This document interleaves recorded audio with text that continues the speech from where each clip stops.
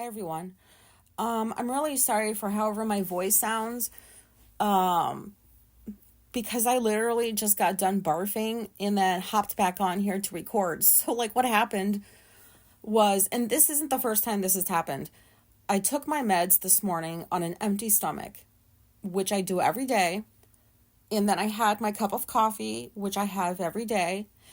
And then I had a Celsius, and I was driving Alicia to ketamine therapy. So I drank my Celsius on the way there, and then I finished it on the way back.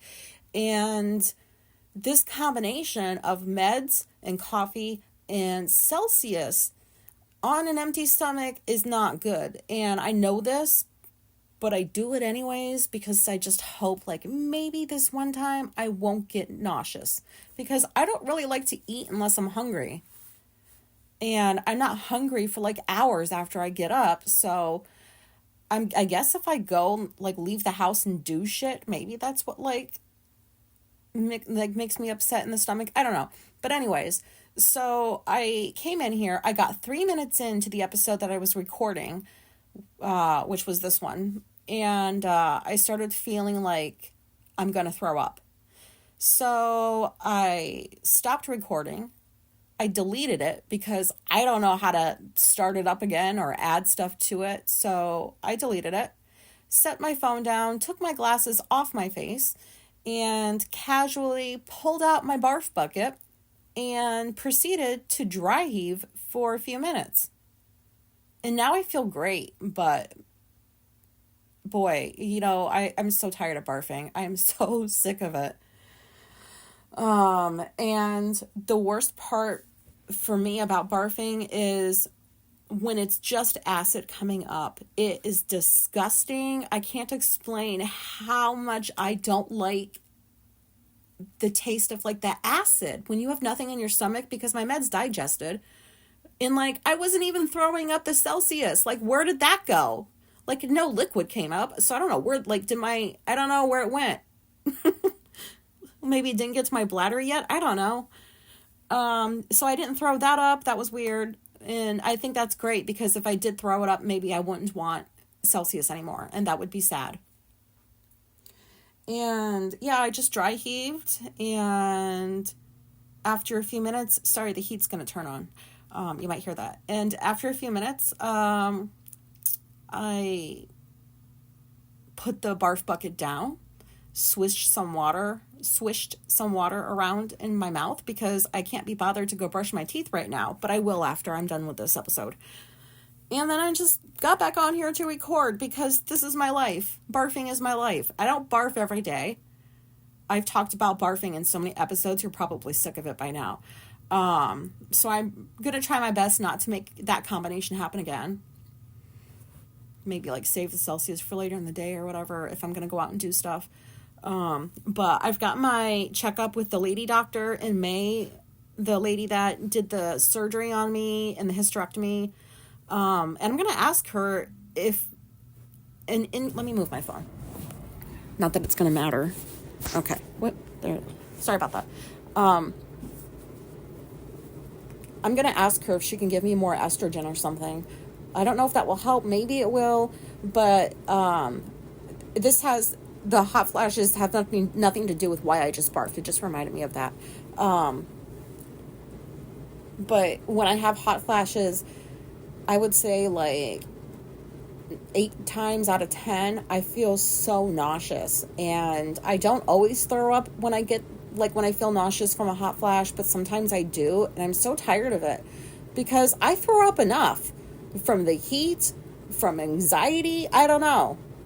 Like, I don't like it. So I have to figure that shit out too.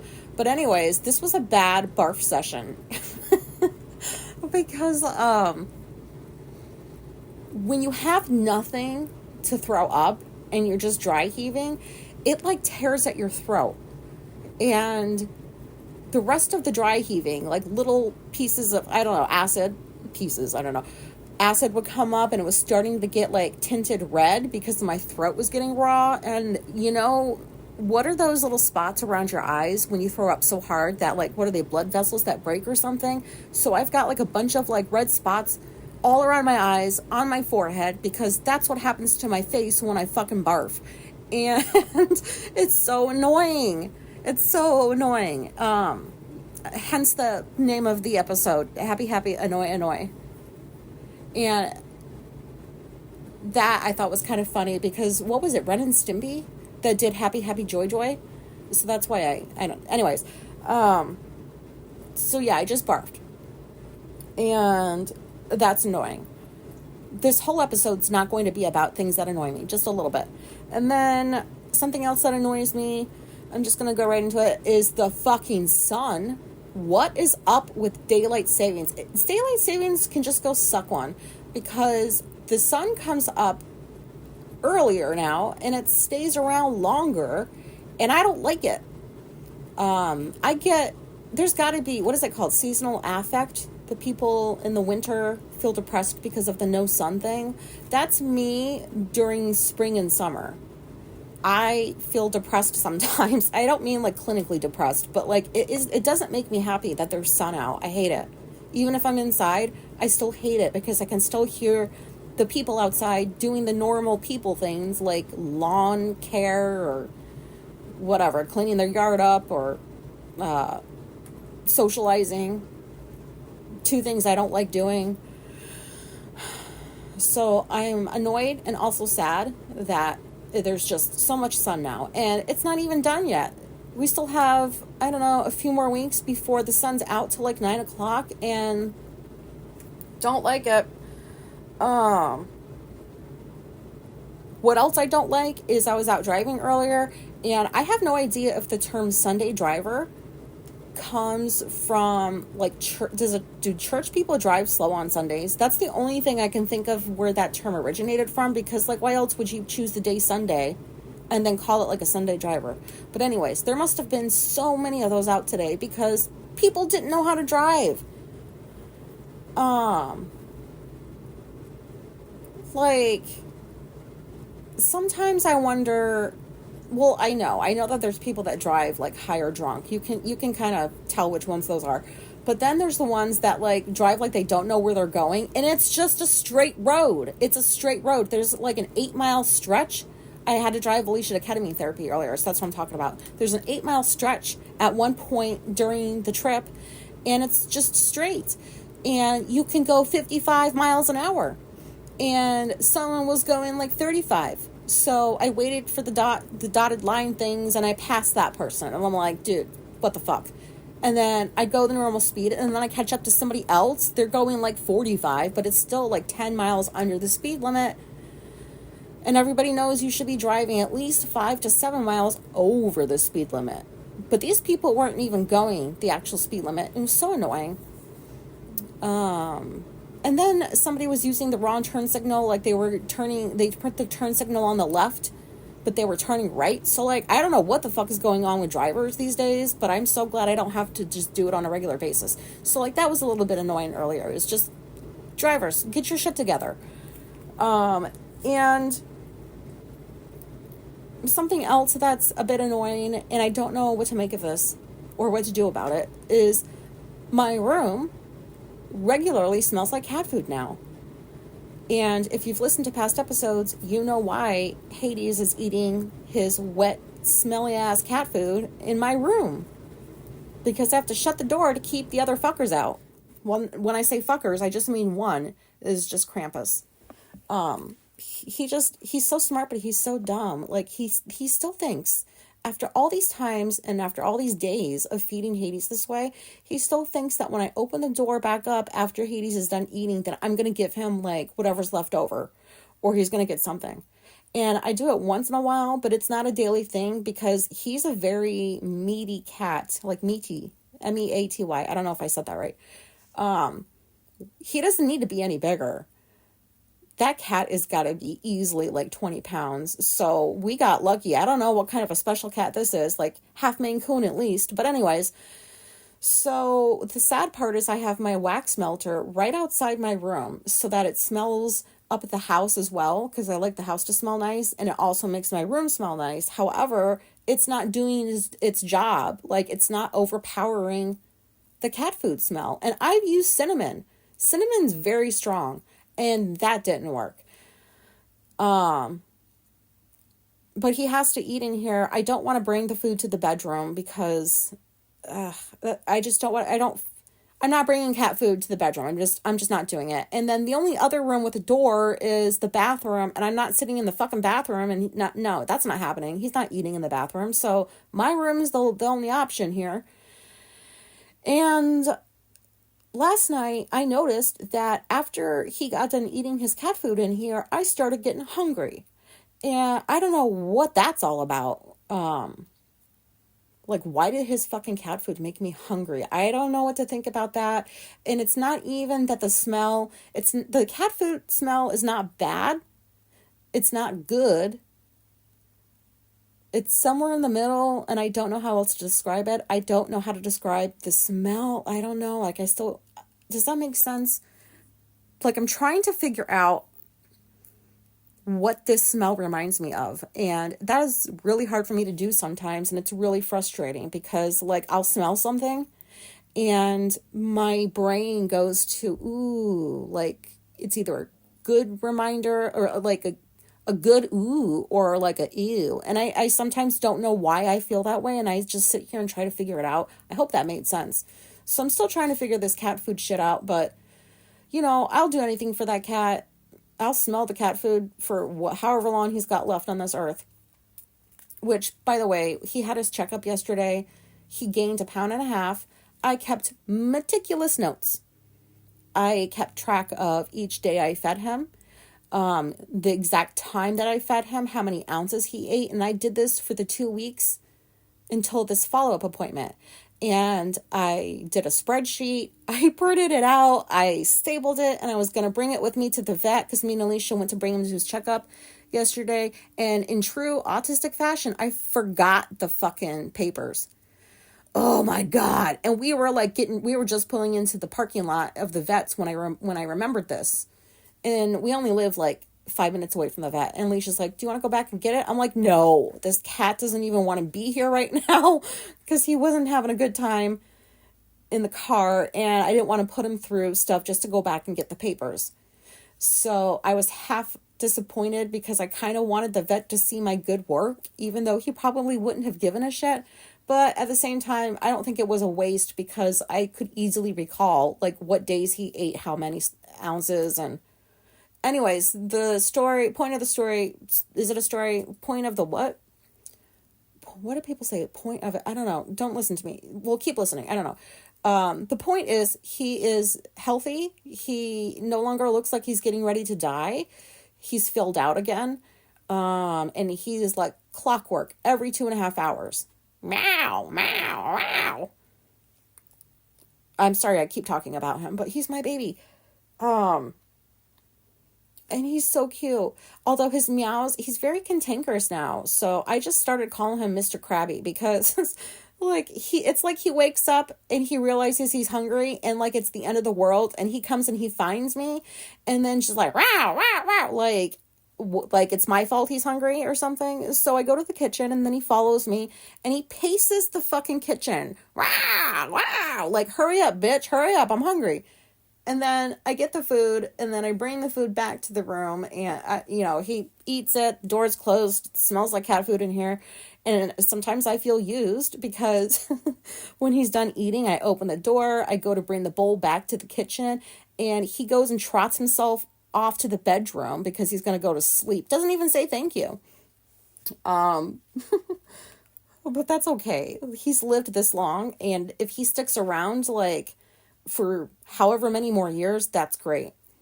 Also, what's a little annoying is I'm going to try my best to explain this.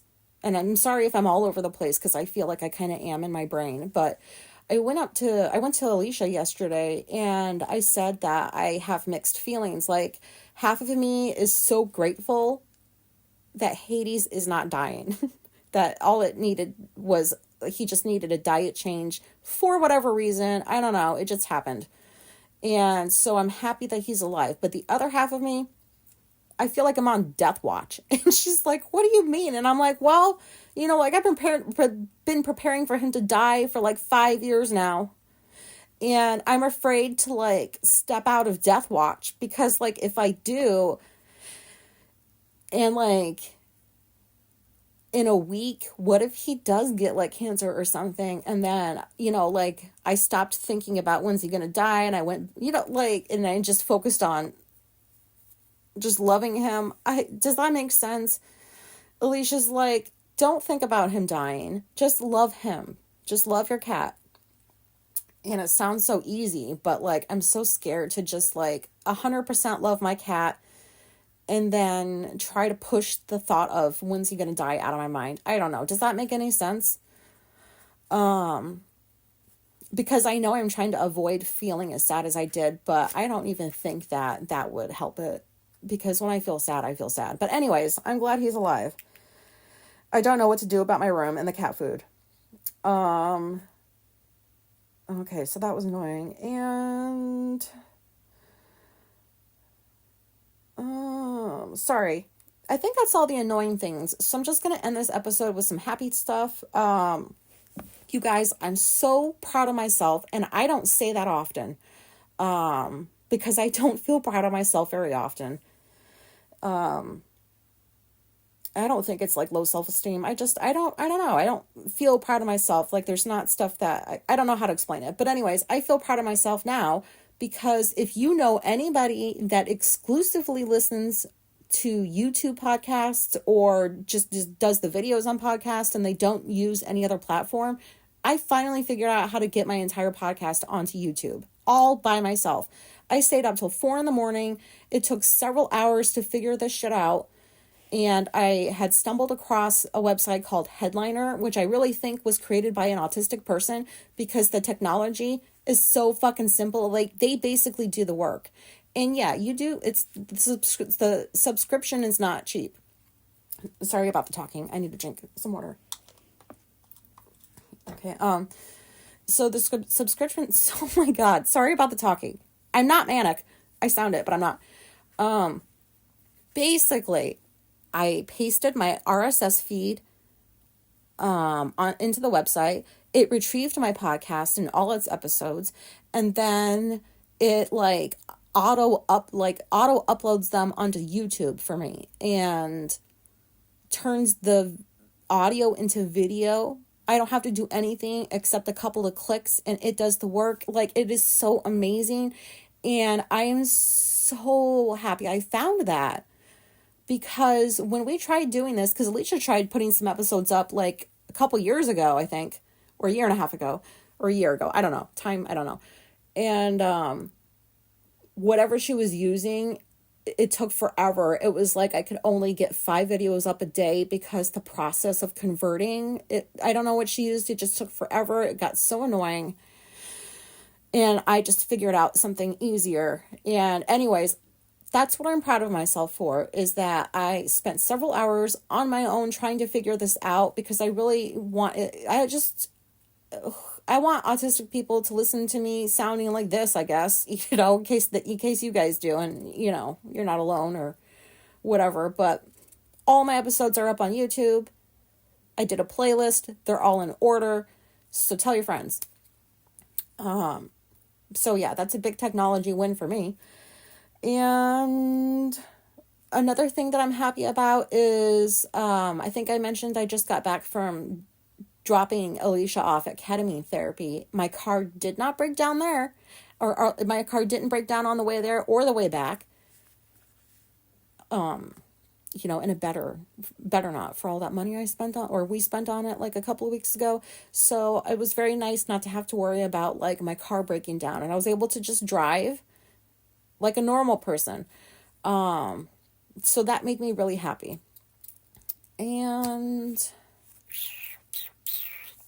I don't think I have anything else to say right now. I'm sorry, like if this episode is all over the place, I'm sorry, like maybe I should stop apologizing actually. I'm not sure if I should keep apologizing or not. I guess this is just me And this is how my brain works. And I'm catching myself apologizing for the way I talk and like how I speak like so often. Maybe I should just stop and accept that sometimes I can talk better than other times. And I'm going to, yeah, I'm going to write it down actually, because I will forget next time I do an episode. I'm going to write it down and it's going to say, do not apologize for how you sound. Except the dry mouth. Like, so sorry, but I already gave myself like what, 30, 60 days. I already apologized for that like a little while ago. But anyways, you know what I mean? Maybe I shouldn't be sorry because this is me. This is how I talk. This is how I've always talked, I guess. And I just haven't noticed it until like the whole autism epiphany. So that being said, I appreciate so much that you still listen to me sounding like I sound. It means a lot. And this is a really random episode, I feel, but hopefully it's relatable in some way. And thank you again for listening. I think I'm repeating myself, so I'm just gonna go now. Okay, goodbye.